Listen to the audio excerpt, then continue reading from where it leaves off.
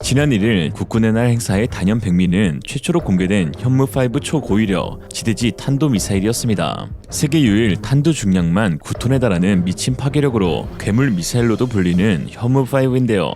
구축 대형 텔에 탑재된 굵고 우람한 현무 탄도탄의 실물이 공개되자 많은 사람들은 상상보다 더욱 커다란 크기에 놀라움을 드러내었습니다. 외신들 역시 한국군 퍼레이드의 하이라이트로 현무5를 꼽았는데요. 헤드라인만 빠르게 살펴보면 불가리안 밀리터리는 북한의 악몽이 될 총중량 36톤의 최신 미사일 공개, AP뉴스에서는 한국, 북한 지하벙커 타격 가능한 최강의 미사일을 공개하다, US 뉴스 앤 월드 리포트는 한국이 세계에서 가장 강력한 미사일을 공개, 아미 리커그네이션은 한국이 새로 개발한 현무5 괴물 미사일은 9톤 탄두를 장착해 핵 수준의 파괴력을 보장, 뉴스닷에이젯은 이로써 북한 정권은 종말될 것이다 라고 했습니다. 그렇다면 도대체 현무5의 위력이 어느 정도길래 역사상 최강의 무기라는 평가를 받고 있는 것일까요? 국내 네티즌들 역시 굿봉 거르고 현무 수준이 객관적으로 어느 정도인지 궁금하다는 의견들이 많았습니다. 우선 현무5는 벙커버스터로 처음부터 지하에 있는 목표를 타격하는 것을 목적으로 만들어진 탄도탄입니다. 핵이 없는 한국이 핵을 보유한 북한에 대응하기 위해 만들어진 물건이다 보니 자연스레 핵과 비교되곤 하는데, 지하 타겟이나 건물 내부 은신처 타겟만 놓고 보면 상공에서 터지는 핵보다 더 큰 피해를 끼치는 것이 바로 현무5입니다.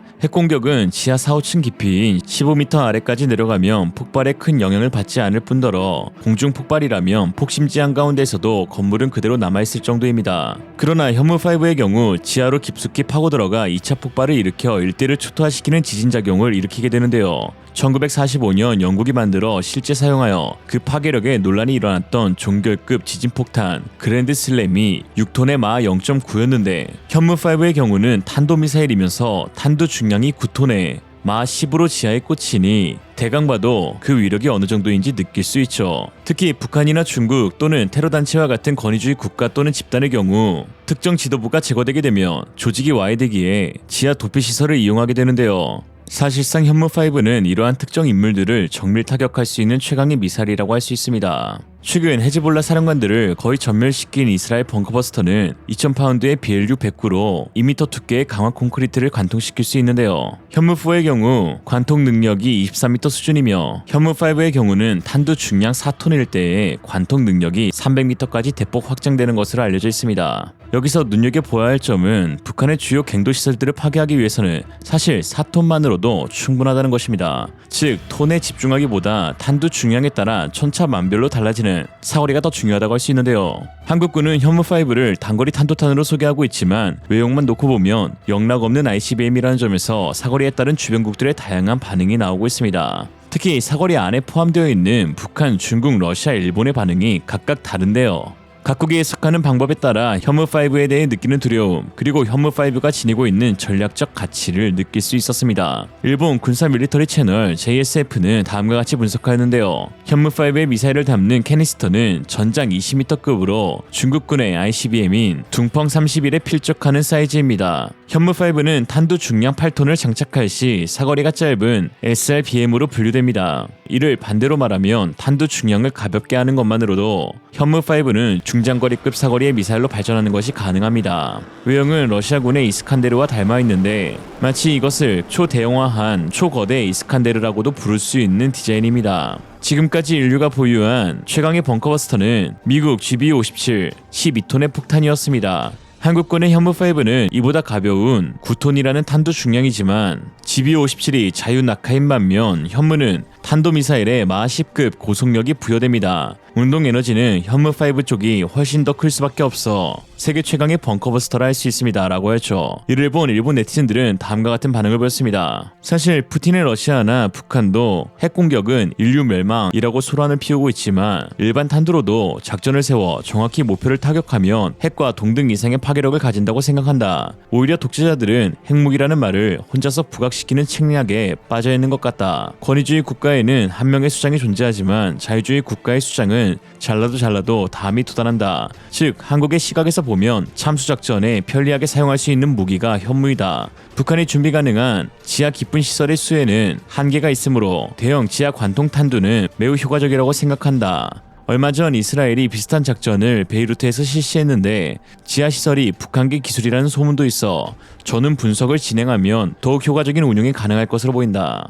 한국의 괴물미사일이라는 것이 실제로 사용할 수 있는 물건이면 좋겠지만 주로 개그만 잘하는 한국군으로 유명하니까 진짜 괜찮은 건가 생각되네요. 큰 허세가 아니길 기대합니다. 초대형 상용 탄두란 무엇인가요? 괴물미사일인가? 발사에 실패하면 비참한 일이 될 것 같네요. 정말로 발사할 수 있나요? 현재 진행형으로 전시국가인 한국이 장비를 발전시키는 노력에는 감탄을 금할 수 없습니다.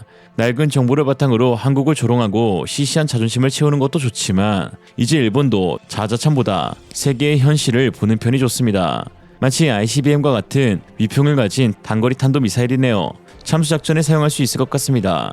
예전부터 땅을 파는 능력은 북한이 유명했는데 그래서 한국은 이런 괴물 같은 벙커버스터를 만든 걸까요? 카탈로그 수치에서 한국의 명물인 과장을 빼더라도 대북한에는 오버스펙인 물건으로 보이는데 그렇다면 그 조주는 북쪽이 아닌 남동쪽을 향하는 것이겠죠 라고 했습니다. 아니 어떻게 알았지? 한편 중국에서는 일본보다 훨씬 격앙된 반응을 보였는데요. 그러면서 어떻게 해서든 현무5의 성능을 축소시키려는 꼼수를 부리고 있는데 특히 그 가운데 5,500km의 사거리를 3,000km로 대폭 줄여놓으면서 중국에는 큰 영향이 없다고 하고 있습니다.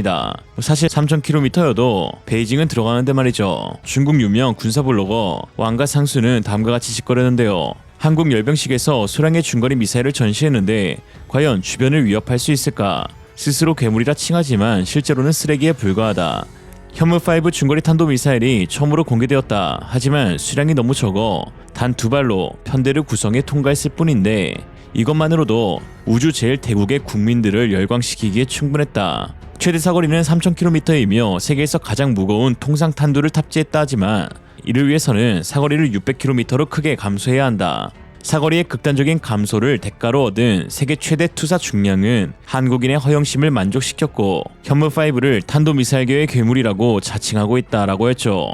이것만 보면 일개 중국 블로거의 발언일 뿐 아니냐 하실 수 있지만 이와 같은 사거리 축소 오류는 중국 공영방송 CCTV 사나 군사 채널 군미천하에 나온 군사 전문가들도 의도적으로 시행했던 것입니다. 那请教杜先生啊，我们关注到现在韩国呢还公布了被这个媒体称为怪物导弹的玄武5弹道导弹，号称这个10枚的威力相当于核武器啊。那么选择在这个时间公开韩国的目的是什么呢？玄武这个型号呢是首次出现，但是韩国这个渲染效果和以往玄武导弹的试验相比呢，明显是提高了分贝数。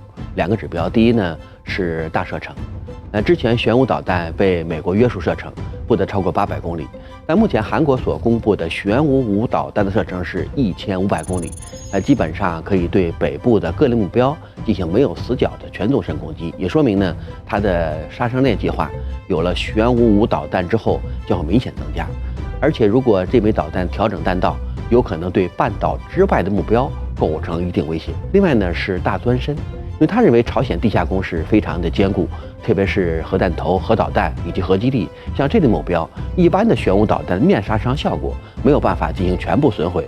如果通过这种带有钻地效果的武器装备进行打击，他认为对地下坚固工事，特别是遏制朝鲜的核打击能力，能够发挥致命效果。他认为，如果能够把核弹效应和玄武5号导弹能够有某种关联，说明它对地下工事的摧毁能力和打击能力正在逐渐提高。如果通过玄武5导弹对地下目标进行高效攻击，他认为无论是从整个指挥链的切断，包括对朝鲜核设施的遏制，都可以达到理想效果。 이처럼 공영방송에 군사 전문가로 나온 패널들은 현무5의 사거리를 오히려 블로그보다 더 짧은 1,500km라고 했는데요. 중국이 이처럼 지들 멋대로 현무5의 사거리를 줄이고 있는 것은 사거리에 따른 중국의 피해 차이가 상당하기 때문입니다. 1,500km의 사거리일 경우 대만과 중남부 대도시이자 IT 경제산업 도시인 충칭과 선전, 그리고 서부 화약고인 티벳과 신장은 물론 남중국해 남해함대 거점들이 포함되지 않는 반면 일본만큼은 전역이 포함되는데요. 즉 중국은 우리가 아닌 북한과 일본의 전역이 포함된다면서 그들을 겨냥한 무기라는 것을 어필하고 싶은 것입니다. 반면 5,500km일 때에는 중국 전역과 중국이 타국과 분쟁을 겪고 있는 영유권 지역까지 모두 사거리 안에 들어오게 되는데요. 심지어 서쪽으로는 파키스탄, 북쪽으로는 러시아 국토의 90%, 남쪽으로는 남중국해는 물론 인도네시아까지 영향력이 미치게 됩니다. 이에 오히려 러시아 매체들은 대놓고 현무는 북한이나 다른 국가가 아닌 중국을 겨냥한 무기라고 못 박았는데요. 러시아 매체 군사정보원은 다음과 같이 말했습니다. 현무는 약 1000km의 탄두를 탑재하며 미사일 사거리가 5000km를 초과합니다. 대륙간 탄도미사일의 사거리가 5500km부터 시작된다는 점을 고려하면 상당한 거리입니다. 2000에서 3000kg의 탄도 중량으로도 중국 대부분 지역을 쉽게 커버할 수 있습니다. 단순한 탄도 궤적뿐 아니라 미사일 방어 시스템을 극복할 수 있는 더 많은 에너지를 소비하는 궤적도 가능합니다. 따라서 공식적으로는 현무5를 두고 북한을 위한 거대한 벙커버스터로 소개하고 있지만 실제로는 미국의 국가가 지닌 강력한 중장거리 미사일로서 또 다른 방향에서의 중국을 겨냥하고 있는 것입니다. 이것이 바로 미국이 한국의 미사일 기술에 대한 제한을 해제하고 미사일 기술 개발을 지지하는 주요 이유입니다. 반대로 한국은 새로운 중장거리 무기를 배치하면서도 이를 단거리 무기라고 주장할 수 있습니다. 이에 북한은 사거리에 따른 실제 변화는 없으며 반면 중국은 모든 것이 변했습니다 라고 했죠. 현무라는 괴물 미사일의 엄청난 등장과 함께 동북아의 판도가 크게 요동치고 있습니다. 현무5가 겨냥할 타겟이 자기는 아닐 것이라며 서로에게 폭탄을 돌리고 있는 북중러. 과연 괴물의 입이 누구에게 향할지 그 귀추가 주목됩니다. 오늘 한 줄 평. 자, 누가 먼저 맞을래? 너, 쟤지. 저 갓나서. 이상으로 리얼리즘이었습니다. 여러분의 생각은 어떠신가요? 현명하고 지혜로운 여러분의 의견을 지금 댓글에 남겨주세요. 감사합니다.